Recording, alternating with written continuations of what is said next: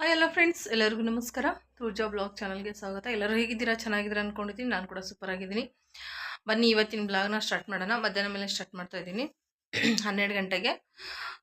ಇವತ್ತಿನ ಬ್ಲಾಗಲ್ಲಿ ಏನೆಲ್ಲ ಇರುತ್ತೆ, ಹಾಗೆ ಏನೆಲ್ಲ ಮಾಡ್ತೀನಿ ಅಂತ ತೋರಿಸ್ತೀನಿ. ಅದಕ್ಕಿಂತ ಮುಂಚೆ ಚಾನಲ್ ಯಾರೆಲ್ಲ ಸಬ್ಸ್ಕ್ರೈಬ್ ಮಾಡ್ಕೊಂಡಿಲ್ಲ ಸಬ್ಸ್ಕ್ರೈಬ್ ಮಾಡ್ಕೊಳ್ಳಿ.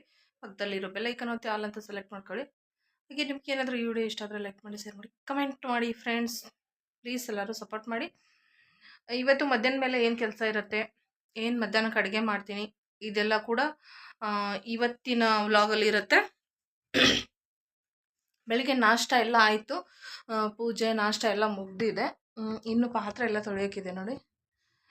ಫಸ್ಟು ಬಟ್ಟೆ ಒಕ್ಕೊಂಡು ಬರೋಣ ಅಂತ ಬಟ್ಟೆ ನೆನೆಸಿಟ್ಟಿದ್ದೀನಿ. 2 ದಿವಸದ ಬಟ್ಟೆ ಆಗಿದೆ, ಮಿಷಿನ್ಗೆ ಹಾಕಿಲ್ಲ. ಸ್ವಲ್ಪ ವೈಟ್ ಬಟ್ಟೆ ಎಲ್ಲ ಇದೆ, ಅದನ್ನೆಲ್ಲ ಕೈಯಲ್ಲೇ ತೊಳಿಬೇಕು. ಮಿಷಿನ್ದಲ್ಲಿ ಅಷ್ಟು ಕ್ಲೀನ್ ಆಗಲ್ಲ. ಹಾಗಾಗಿ ಬಟ್ಟೆ ತೊಳೆದು ಹಾಕಿ ಮ್ಯಾಟ್ ಎಲ್ಲ ಇದೆ. 1 ಬಕೆಟ್ ಮ್ಯಾಟ್ ಇಟ್ಟಿದ್ದೀನಿ, ಒಂದು 6 ಮ್ಯಾಟ್ ಇದೆಯೇನೋ. ಅದನ್ನೆಲ್ಲ ನೆನೆಸಿ ಇಟ್ಟಿದ್ದೀನಿ ಬಿಸಿನೀರಲ್ಲಿ ಹಾಕ್ಬಿಟ್ಟು. ಇಲ್ಲಾಂದರೆ ತಣ್ಣೀರಲ್ಲಿ ನೆನೆಸ್ಬಿಟ್ರೆ ಅಷ್ಟು ಬೇಗ ಕ್ಲೀನ್ ಆಗೋಲ್ಲ ಅದು. ಹಾಗಾಗಿ ಬಿಸಿನೀರಲ್ಲಿ ಸಾಬೂನು ಪುಡಿ ಹಾಕಿ ನೆನೆಸಿಟ್ಟಿನಿ. ಅದನ್ನೆಲ್ಲ ಇವಾಗ ಬಟ್ಟೆ ಎಲ್ಲ ಒಕ್ಕೊಂಡು ಬಂದು ಪಾತ್ರೆ ಎಲ್ಲ ತೊಳ್ಕೊಂಡು ಮಧ್ಯಾಹ್ನಕ್ಕೆ ಏನು ಅಡುಗೆ ಮಾಡ್ತೀನಿ ಅಂತ ನಾನು ನಿಮ್ಮ ಜೊತೆ ಶೇರ್ ಮಾಡ್ಕೊತೀನಿ. ಬನ್ನಿ ಫ್ರೆಂಡ್ಸ್, ಬ್ಲಾಗ್ನ ಸ್ಟಾರ್ಟ್ ಮಾಡಿ. ಬೆಳಗ್ಗೆ ನೆನೆಸಿಟ್ಟಿದ್ದೆ ಬಟ್ಟೆ ಎಲ್ಲ ಒಗೆದಿಟ್ಟಿದ್ದೀನಿ. ಇವಾಗ ಬಟ್ಟೆನ ಮಿಷಿನ್ಗೆ ಹಾಕಬೇಕೀಗ. ಅಂದರೆ ಡ್ರೈಗೆ ಹಾಕ್ತಾಯಿದ್ದೀನಿ. ಬಟ್ಟೆ ಎಲ್ಲ ವಾಶ್ ಆಗಿದೆ, ಅದು ಒಗ್ದಿದ್ದೀನಿ ಎಲ್ಲ. ಇವಾಗ ಡ್ರೈಗೆ ಹಾಕ್ತಾಯಿದ್ದೀನಿ. ಕೈಯಲ್ಲೇ ಹಿಂಡಾಕ್ಬಿಟ್ರೆ ಇವಾಗ ಮಳೆ ಮತ್ತು ಹಾಗೆ ಮೋಡನೂ ಜಾಸ್ತಿ ಇದೆ ಅಲ್ವ, ಬಟ್ಟೆನೇ ಒಣಗ್ತಾ ಇಲ್ಲ. ಹಾಗಾಗಿ ಡ್ರೈಗೆ ಹಾಕಿಬಿಟ್ರೆ ಬಟ್ಟೆ ಸ್ವಲ್ಪ ಬೇಗನೆ ಒಣಗುತ್ತೆ ಅಂತ. ಸ್ವಲ್ಪ ಕಂಫರ್ಟ್ ಆಗಿಬಿಟ್ರೆ ಬಟ್ಟೆ ಸ್ವಲ್ಪ ಬಟ್ಟೆ ಘಮ ಕೊಡೋದು ಸ್ವಲ್ಪ ಚೆನ್ನಾಗಿರುತ್ತೆ ಅಂತ. ಯಾಕಂದರೆ ಈ ಮಳೆಗಾಲದಲ್ಲಿ ಮತ್ತು ಚಳಿಗಾಲದಲ್ಲಿ ಬಟ್ಟೆ ಒಣಗೋದು ಇಲ್ಲ, ಆಮೇಲೆ ಒಣಗಿಲ್ಲ ಅಂದರೆ ಬಟ್ಟೆ ಅಂತೂ ಒಂಥರ ಸ್ಮೆಲ್ ಬರುತ್ತೆ. ಅದಕ್ಕೋಸ್ಕರ ಇನ್ನೂ ಮ್ಯಾಟ್ ಎಲ್ಲ ಇದ್ದಾವೆ, ಮ್ಯಾಟ್ ಎಲ್ಲ ತೊಳೆದಾಕಬೇಕು. ಎಲ್ಲ ಒಟ್ಟಿಗೆ ನೆನೆಸಿಟ್ಬಿಟ್ಟಿದ್ದೀನಿ. 2 ವಾರದ ಮ್ಯಾಟ್ ನಾನು ಒಗೆದೇ ಹಾಕಿಲ್ಲ, ಹಾಗೆ ಇಟ್ಟಿದ್ದೆ. 3 ಮ್ಯಾಟ್ ಇರೋದು, ಇರಲಿ ಬಿಡು ಅಂತ ಹಾಗೆ ಇಟ್ಬಿಟ್ಟಿದ್ದೆ. ವಾರದಲ್ಲಿ ನನಗೆ 3 ಮ್ಯಾಟ್ ಆಗುತ್ತೆ. ಬಾಗಿಲಲ್ಲಿ ಹೊರಗೆ ಒಳಗೆ ಒಂದು ಹಾಕಿರ್ತೀನಿ. ಹಾಗೆ ಮತ್ತು ಕಿಚನ್ ಹತ್ರ ಅಂದರೆ ಅಡುಗೆ ಮಾಡ್ತೀನಿ ಗ್ಯಾಸ್ ಕಟ್ಟೆ ಹತ್ರ, ಅಲ್ಲಿ ನಿಂತ್ಕೊತೀನಿ, ಅಲ್ಲಿ ಒಂದು ಹಾಕಿರ್ತೀನಿ. ಅದು 3 ವಾರದಲ್ಲಿ ನಾನು ಒಂದೊಂದು ಸತಿ ತೆಗಿತೀನಿ. ತೆಗೆದು ಅಂದರೆ 2 ವಾರಕ್ಕೆ 6 ಮ್ಯಾಟ್ ಹಾಕ್ತೀನಿ, ಆಮೇಲೆ ಒಗ್ದಾಕ್ತೀನಿ. ಇವತ್ತು ಅಷ್ಟೇ ಎಲ್ಲ ಬಟ್ಟೆಗಳನ್ನೂ ಇತ್ತು, ಮತ್ತು ಹಾಗೆ ವೈಟ್ ಬಟ್ಟೆ ಕಲರ್ ಬಟ್ಟೆ ಎಲ್ಲನೂ ಮಿಕ್ಸ್ ಮಾಡಿ ಕೈಯಲ್ಲೇ ಒಗ್ದಾಕ್ಬಿಟ್ಟೆ. ಎಲ್ಲಿ ಮಿಷಿನ್ಗೆ ಹಾಕೋದು, ಹೆಂಗೋ ತೊಳಿತಾ ಇದ್ದೀನಲ್ಲ ಹಾಗೆ ಒಗ್ದಾಕ್ಬಿಡೋಣ ಅಂತ ಅದನ್ನೆಲ್ಲ ಒಗ್ದಾಕಿ ಡ್ರೈಗೆ ಮಾತ್ರ ಮಿಷಿನ್ಗೆ ಹಾಕಿದೆ. ಮ್ಯಾಟ್ ಅಂತೂ ಮಿಷಿನ್ದಲ್ಲೇ ಹಾಕೋಕ್ಕಾಗಲ್ಲ, ಯಾಕಂದರೆ ಅದು ಮ್ಯಾಟ್ ಬಟ್ಟೆ ಎಲ್ಲ ಇರುತ್ತಲ್ಲ, ಅದು ಗುಂಜೆಲ್ಲ ಬಿಟ್ಕೊಂಡ್ಬಿಟ್ರೆ ಅದು ಹೋಗಿ ಕಟ್ಕೊಂಡು ಆಮೇಲೆ ಮಿಷಿನ್ಗೆಲ್ಲ ಪ್ರಾಬ್ಲಮ್ ಆಗುತ್ತೆ. ಹಾಗಾಗಿ ಅದೆಲ್ಲ ಕೈಯಲ್ಲೇ ಒಗ್ದಾಕಿ, ಅದು ಏನೋ ಒಂದು 2-3 ದಿವಸ ಬೇಕಾದರೆ ಒಣಗ್ಕೊಳ್ಳಿ, ಅದ್ರದ್ದು ಏನು ತೊಂದರೆ ಇಲ್ಲ ಅಂತ ಅಂದ್ಕೊಂಡು ಅದನ್ನು ಮಾತ್ರ ಕೈಯಲ್ಲೇ ಹಿಂಡಿ ಒಣಗಾಕ್ತೀನಿ. ಬಿಸಿಲು ಇವತ್ತು ಸ್ವಲ್ಪ ಬಂದಿದೆ ಅಷ್ಟೇ, ಅದಕ್ಕೆ ಇಷ್ಟೆಲ್ಲ ಕೆಲಸ ಆಗ್ತಾಯಿದೆ. ಮೊನ್ನೆ ಅಂತೂ ಒಂದು ವಾರ ಒಂದು ಸ್ವಲ್ಪ ಬಿಸಿಲು ಇರಲಿಲ್ಲ, ಒಂಚೂರು ಗಾಳಿ ಕೂಡ ಇರಲಿಲ್ಲ, ಬರೀ ಮೋಡ ಹಾಕ್ಕೊಂಡು ಮಳೆ ಯಾವಾಗಂದರೆ ಯಾವಾಗ ಮಳೆ. ಅದಕ್ಕೆ ಇವತ್ತೆಲ್ಲ ನೀಟಾಗಿ ಒಗ್ದಾಕ್ಬಿಡೋಣ, ಒಣಗೋಗುತ್ತೆ ಅಂತ. ನಂದು 2 ದಿವಸದ ಬಟ್ಟೆ ಹಾಗೆ ಇಟ್ಟಿದ್ದೆ, ಒಗ್ದಿರಲಿಲ್ಲ. ಕೆಲವೊಂದು ಟೈಮಲ್ಲಿ ನನಗೆ ಸುಸ್ತಾಗಿ ಒಂಥರ ತಲೆ ಸುತ್ತು ಬರುತ್ತೆ. ಆ ಟೈಮಲ್ಲಿ ನಾನು ಏನು ಕೆಲಸನೂ ಮಾಡೋಕ್ಕೆ ಹೋಗಲ್ಲ. ಹಾಗಾಗಿ 2 ದಿವಸದ ಬಟ್ಟೆ ಹಾಗೆ ಉಳ್ಕೊಂಡಿತ್ತು. ಇವತ್ತೇ ಎಲ್ಲ ನೀಟಾಗಿ ಕ್ಲೀನ್ ಮಾಡ್ಕೊಂಬಿಟ್ರೆ ಮತ್ತೆ ನನಗೆ 2-3 ದಿವಸ ಕೆಲಸನೇ ಇರೋಲ್ಲ. ಏನೋ ವಾರದಲ್ಲಿ ಒಂದು 2-3 ಸತಿ ಮಾಡ್ತೀನಿ ಇಲ್ಲ ಕೆಲಸ, ಆ ಥರ ಆಗುತ್ತೆ. ಮಿಕ್ಕಿ ಟೈಮಲ್ಲೆಲ್ಲ ಮಿಷಿನಲ್ಲೇ ಹಾಕ್ತೀನಿ ಬಟ್ಟೆ. ವೈಟ್ ಬಟ್ಟೆ ಇದ್ದರೆ ಮಾತ್ರ ನಾನು ಕೈಯಲ್ಲಿ ಒಗ್ದಾಕ್ತೀನಿ. ಇನ್ನೂ ಇದೆ, ಬ್ಯಾಗ್ ತೊಳೆಯೋಕ್ಕಿದೆ, ಸ್ವಲ್ಪ ಬೆಡ್ಶೀಟ್ ಇದೆ ತೊಳೆಯೋಕ್ಕೆ. ಅದು ಮತ್ತೆ ಇನ್ನೊಂದು ದಿವಸ ನೋಡೋಣ ಅಂತ. ಒಂದೇ ದಿವಸ ಕೆಲಸ ಮಾಡಿದ್ರೆ ನನಗೂ ಆಗಲ್ಲ. ಹಾಗಾಗಿ ಅದು ಮತ್ತೆ ಇನ್ನೊಂದು ದಿವಸ ಒಗೆಯೋಣ ಅಂತ ಅಂದ್ಕೊಂಡು ಹಾಗೆ ಇಟ್ಟಿದ್ದೀನಿ. ಇದು ನೋಡಿ, ಇವಾಗ ಎಲ್ಲ ಡ್ರೈ ಆಯಿತು. ಇವಾಗ ಇದನ್ನು ಕೂಡ ಒಣಗಾಕ್ಬಿಡ್ತೀನಿ. ಅದ್ರ ಜೊತೆಗೆ ಇದು ಬೇಗ ಒಣಗೋಗುತ್ತೆ. ಈವನ್ ಸಾಯಂಕಾಲ ಅಷ್ಟರಲ್ಲಿ ಒಣಗೋಗುತ್ತೆ. ಇವಾಗೆ ಅರ್ಧ ಎಲ್ಲ ಒಣಗೋಗ್ಬಿಟ್ಟಿದೆ, ಇನ್ನು ಸ್ವಲ್ಪ ಒಣಗೋಗ್ಬಿಟ್ರೆ ಮುಗೀತು, ನೀಟಾಗಿ ಒಣಗಿಬಿಡ್ತವೆ. ಬೆಳಗ್ಗೆಯಿಂದ ಇಷ್ಟು ಕೆಲಸ ಆಗುತ್ತೆ, ಡೈಲಿ ಇಷ್ಟೆಂಥ ಕೆಲಸ ಇರೋಲ್ಲ. ಆದರೆ ಇವತ್ತು ಅಷ್ಟು ಕೆಲಸ ಇದ್ದಿರೋದು. ಡೈಲಿ ಅಲ್ಪ ಸ್ವಲ್ಪ ಇರುತ್ತೆ, ಸ್ವಲ್ಪ ಇರೋದನ್ನ ಮಿಷಿನ್ಗೆ ಹಾಕ್ಕೊಂಡ್ಬಿಡ್ತೀನಲ್ವ, ಹಾಗಾಗಿ ಕೆಲಸ ಕಮ್ಮಿ ಇರುತ್ತೆ. ಇವತ್ತೆಲ್ಲ ಕೈಯಲ್ಲೇ ಒಗ್ದಿದ್ರಿಂದ ಸ್ವಲ್ಪ ಕೆಲಸ ಜಾಸ್ತಿ ಇತ್ತು. ಇನ್ನೂ ಸ್ವಲ್ಪ ಕೆಲಸ ಇದೆ, ಇನ್ನೂ ಇದೆ ನನಗೆ ಮುಂದೆ ಕೆಲಸ ಮಾಡೋಕ್ಕೆ. ಇನ್ನೂ ಏನೆಲ್ಲ ಕೆಲಸ ಮಾಡ್ತೀನಿ, ಏನೆಲ್ಲ ಕೆಲಸ ಇದೆ ಅಂತ ಪೂರ್ತಿ ವಿಡಿಯೋ ನೋಡಿ. ಇನ್ನು ಮನೆಯಲ್ಲಿ ಏನು ಕೆಲಸ ಇದೆ ಅಂತ ನೋಡೋಣ. ನಾನೆಲ್ಲ ಕಸ ಗುಡಿಸಿ ಹೋಗಿದ್ದೆ, ಬಂದು ಆಮೇಲೆ ಪಾತ್ರೆ ತೊಳೆಯೋಣ ಅಂತ ಅಂದ್ಕೊಂಡು ಬರೋಷ್ಟರಲ್ಲಿ ನಮ್ಮ ಮನೆಯವ್ರು ಮತ್ತೆ ಹಾಗೆ ಅದು ಆರೆಂಜ್ ಎಲ್ಲ ತಿಂದು ಈ ಥರ ಸಿಪ್ಪೆಲ್ಲ ಹಾಕಿಬಿಟ್ಟಿದ್ದಾರೆ. ಮತ್ತು ಅದನ್ನೆಲ್ಲ ತೆಗೆದೆ. ನನಗೆ ಅದೆಲ್ಲ ಕ್ಲೀನ್ ಮಾಡಿಕೊಂಡು ಒಂದು ಸತಿ ಕೆಲಸ ಮುಗಿಸ್ಕೊಂಬಿಡೋಣ. ಇನ್ನೂ ಅಡುಗೆ ಮಾಡೋದಿದೆ, ಅಡುಗೆ ಎಲ್ಲ ಮಾಡಬೇಕು. ಅದಕ್ಕೆ ಇದನ್ನೆಲ್ಲ ಕ್ಲೀನ್ ಮಾಡಿ ತೆಗಿತಾ ಇದ್ದೀನಿ. ಅದನ್ನೆಲ್ಲ ತೊಳೆದು ಬಿಡೋಣ ಅಂತ. ಇದನ್ನೆಲ್ಲ ತೊಳ್ಕೊಂಡು ಒಂದು ಸತಿ ಕ್ಲೀನ್ ಮಾಡ್ಕೊಂಬಿಟ್ರೆ ನಮಗೆ ಅಡುಗೆ ಮಾಡೋಕ್ಕೆ ಕ್ಲೀನ್ ಆಗುತ್ತೆ. ಇಲ್ಲ ಹಾಗೆ ಇಟ್ಕೊಂಡು ಅಡುಗೆ ಮಾಡೋಕ್ಕೆ ಅದು ಸರಿ ಬರೋಲ್ಲ. ನೆಗಡಿಯಾಗಿ ಗಂಟಲು ಸರಿ ಹೋಗ್ತಾ ಇಲ್ಲ. ಎಷ್ಟು ದಿವಸ ಆಯಿತು, 15 ದಿವಸ ಆಯಿತು ನೆಗಡಿಯಾಗಿ. ಗಂಟಲು ಸರಿ ಹೋಗ್ತಾ ಇಲ್ಲ, ನೆಟ್ಟಿಗೆ ಮಾತಾಡೋಕ್ಕೂ ಆಗ್ತಾಯಿಲ್ಲ. ಏನೇನೆಲ್ಲ ಸರ್ಕಸ್ ಮಾಡಿದ್ದೀನಿ ಪರವಾಗಿಲ್ಲ. ಆದರೆ ಈ ನೆಗಡಿ ಬಂದು ಕಮ್ಮಿ ಆದಮೇಲೆ ಕಫ ಥರ ಆಗುತ್ತೆ. ಅದು ಒಂದು ದೊಡ್ಡ ಕಷ್ಟ. ಅದೊಂಥರ ಗಂಟಲು ಕಟ್ಕೊಂಡಂಗೆ ಆಗ್ಬಿಡುತ್ತೆ. ಅಯ್ಯಪ್ಪ, ಮಾತಾಡೋಕ್ಕೂ ಆಗ್ತಾಯಿಲ್ಲ ನೋಡಿ, ಹೆಂಗೆ ಆಗ್ತಾಯಿದೆ. ಪಾತ್ರೆನ ಎಲ್ಲ ತೊಳ್ಕೊಬೇಕು ಇವಾಗ. ಇನ್ನು ಪಾತ್ರೆ ಇಷ್ಟು ಪಾತ್ರೆ ತೊಳ್ಕೊಂಬಿಟ್ರೆ ನನ್ನ ಕೆಲಸ ಮುಗಿಯುತ್ತೆ. ಈ ಪಾತ್ರೆ ತೊಳೆದು ಆದಮೇಲೆ ಇನ್ನೂ ಕೆಲಸ ಇದೆ. ಕೆಲಸ ಮುಗಿಯಲ್ಲ ಅದು. ಮಾಡ್ತಾಯಿದ್ರೆ ಮಾಡ್ತಾನೇ ಇರಬೇಕು. ಈ ಪಾತ್ರೆ ಎಲ್ಲ ತೊಳೆದಾಕ್ಬಿಡ್ತೀನಿ. ತೊಳೆದು ಹಾಕಿದ್ಮೇಲೆ ನಾನೇನು ಅಡುಗೆ ಮಾಡ್ತೀನಿ ಅಂತ ನಿಮಗೆ ನಾನು ತೋರಿಸ್ತೀನಿ. ಈ ಪಾತ್ರೆ ಎಲ್ಲ ತೊಳೆದಾಯಿತು. ಗ್ಯಾಸ್ ಕಟ್ಟಿ ಎಲ್ಲ ಕ್ಲೀನ್ ಮಾಡಿಕೊಂಡು ಆಮೇಲೆ ಸಿಂಕೆಲ್ಲ ನೀಟಾಗಿ ಒಂದು ಸತಿ ತೊಳ್ಕೊಂಬಿಟ್ರೆ ಮುಗೀತು. ಮತ್ತು ಅಡುಗೆ ಮಾಡಿ ನಾವು ಊಟ ಮಾಡೋಷ್ಟರಲ್ಲೇ ಮತ್ತೆ ಸಿಂಕ್ ಫುಲ್ಲಾಗಿರುತ್ತೆ. ಮತ್ತು ಸಾಯಂಕಾಲ ಮತ್ತೊಂದು ಟ್ರಿಪ್ಪು ಅದೇ ಕೆಲಸ. ಮತ್ತೆ ಗ್ಯಾಸ್ ಒರೆಸು, ಮತ್ತೆ ಪಾತ್ರೆ ತೊಳಿ, ಮತ್ತೆ ಕಸ ಗುಡಿಸು, ಮತ್ತೆ ದೀಪ ಹಚ್ಚು, ಸಾಯಂಕಾಲ ಆ ಕೆಲಸ ಇದೇ ಥರ ಇರುತ್ತೆ ನೋಡಿ. ಹೆಣ್ಮಕ್ಳದಂದರೆ ಕೆಲಸ ಹೀಗೆ ಅಲ್ವಾ. ಎಷ್ಟು ಮಾಡಿದ್ರೂ ಕೆಲಸ ಮುಗಿಯಲ್ಲ. ಕೆಲಸ ಮಾಡೋಕ್ಕೆ ನಮಗೆ ಸಾಕಾಗಲ್ಲ. ಹಾಗೆ ನೋಡೋರ ಕಣ್ಣಿಗೆ ಏನು ಮಾಡ್ತಾರೋ ಮನೆಯಲ್ಲೇ ಇರ್ತಾರೆ ಆ ಥರ ಅಲ್ವಾ. ಇವಾಗ ಇದನ್ನೆಲ್ಲ ಮುಗೀತು. ಇನ್ನು ರೊಟ್ಟಿ ಮಾಡಬೇಕು. ರೊಟ್ಟಿ ಹಿಟ್ಟೆಲ್ಲ ಸೋಸ್ಕೋಬೇಕು. ಜೋಳದ ಹಿಟ್ಟಿದೆ, ಊರಿಂದ ತೊಗೊಂಬಂದಿರೋದು. ನಮಗೆ ಇಲ್ಲಿ ಹಿಟ್ಟೆಲ್ಲ ಸರಿ ಬರೋಲ್ಲ ರೊಟ್ಟಿ ಮಾಡೋಕ್ಕೆ. ದಪ್ಪ ಇರುತ್ತೆ ಹಿಟ್ಟು, ಜಿಗಿ ಕೂಡ ಇರೋಲ್ಲ. ರೊಟ್ಟಿ ಕೂಡ ಅದು ರೊಟ್ಟಿ ಥರನೇ ಇರೋಲ್ಲ, ಒಂದು ಥರನೇ ಆಗಿಬಿಡುತ್ತೆ. ರೊಟ್ಟಿ ಜಿಗಿ ಹಾಕ್ಕೊಂಡು ಮಾಡಿಕೊಂಡ್ರು ಒಂಚೂರು ಟೇಸ್ಟ್ ಇರೋಲ್ಲ, ಫುಲ್ಲು ಸಪ್ಪೆ ಸಪ್ಪೆ ಇರುತ್ತೆ. ಹಾಗಾಗಿ ನಾನು ಊರಿಂದನೇ ಹಿಟ್ಟು ತರಿಸ್ಕೊಂಡಿದ್ದೆ. ಒಂದು 20 ಸೇರು ಜೋಳದ ಹಿಟ್ಟನ್ನ ಬೀಸಿ ಕಳಿಸಿದ್ರು ಅಣ್ಣ. ಅದನ್ನೇ ಇವಾಗ ಡೈಲಿ ಒಂದು ಸ್ವಲ್ಪ ಸ್ವಲ್ಪ ಮಾಡ್ಕೋತೀವಿ. ನಾನು ಕೇಳ್ತಾಯಿದ್ರು ರೊಟ್ಟಿ ಮಾಡ್ತೇನೆ ಅಂತ. ಹೌದು ಮಾಡ್ತೀನಿ ಅಂತ ಹೇಳಿದೆ. ಯಾಕಂದರೆ ಅವ್ರಿಗೆ ರೊಟ್ಟಿ ಬೇಕು, ಜಾಸ್ತಿ ಅನ್ನ ತಿನ್ನಲ್ಲ. ತುಂಬ ಕಮ್ಮಿ ಆಯಿತು ಇವಾಗ ಅನ್ನ ತಿನ್ನೋದೆಲ್ಲ. ಹಾಗಾಗಿ ಸರಿ ಆಯಿತು ರೊಟ್ಟಿನೇ ಮಾಡೋಣ ಅಂತ ರೊಟ್ಟಿನೇ ಮಾಡ್ತಾಯಿದ್ದೀನಿ. ಯಾಕಂದರೆ ಅದಕ್ಕೆ ಜೊತೆಗೆ ಉದುರು ಪಿಟ್ಲ ಮಾಡಿದ್ದೀನಿ. ಉದುರು ಪಿಟ್ಲ ಜೊತೆಗೆ ರೊಟ್ಟಿ ಆದ್ರೇ ಚೆನ್ನಾಗಿರುತ್ತೆ. ಚಪಾತಿ ಅಥವಾ ರೊಟ್ಟಿ ಆಗಬೇಕು.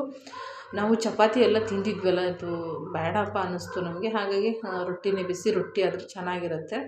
ಮೊಸರು ತೊಗೊಂಬನ್ನಿ ರೊಟ್ಟಿ ಮಾಡ್ತೀನಿ, ಉದುರು ಪಿಟ್ಲ ಜೊತೆ ಚೆನ್ನಾಗಿರುತ್ತೆ ಅಂತ ಹೇಳಿದಕ್ಕೆ ತೊಗೊಂಬಂದಿದ್ರು. ಇವಾಗ ರೊಟ್ಟಿಗೆ ಹಿಟ್ಟು ಕಲಿಸ್ಕೊತಾ ಇದ್ದೀನಿ.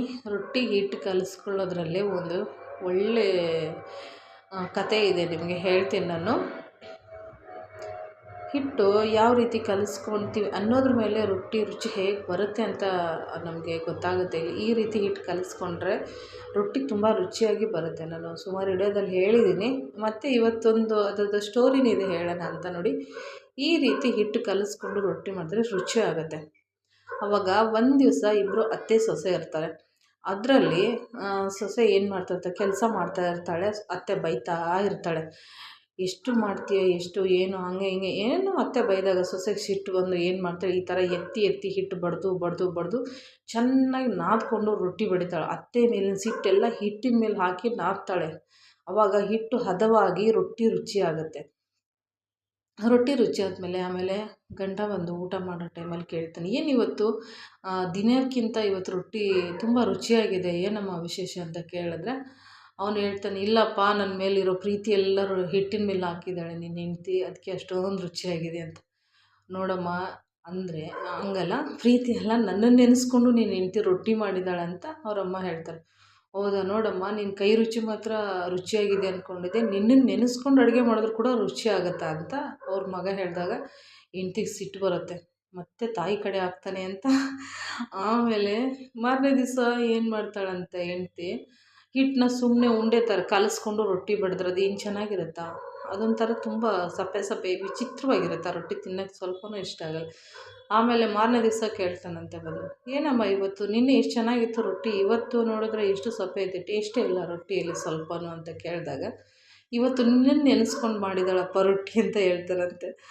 ಇವತ್ತು ನನ್ನನ್ನು ನೆನೆಸ್ಕೊಂಡ್ರೆ ರೊಟ್ಟಿ ರುಚಿ ಆಗಲ್ವ, ನನ್ನನ್ನು ಯಾಕೆ ನೆನೆಸ್ಕೊಂಡಿದ್ದು ಅಂತ ಕೇಳಿದ್ರೆ ಆಮೇಲೆ ಹೇಳಿದ್ರಂತೆ, ನಿನ್ನೆ ನಾನು ಬೈದಿದ್ದಕ್ಕೆ ನನ್ನ ಮೇಲೆ ಸಿಟ್ಟಾಕಿ ನಿನ್ನ ಹೆಂಡ್ತಿ ಹಿಟ್ಟನ್ನ ದಪ ದಪ ಅಂತ ಬಡಿದು ಚರ ನಾದಿ ರೊಟ್ಟಿ ಮಾಡಿದ್ದು ರುಚಿಯಾಗಿತ್ತು.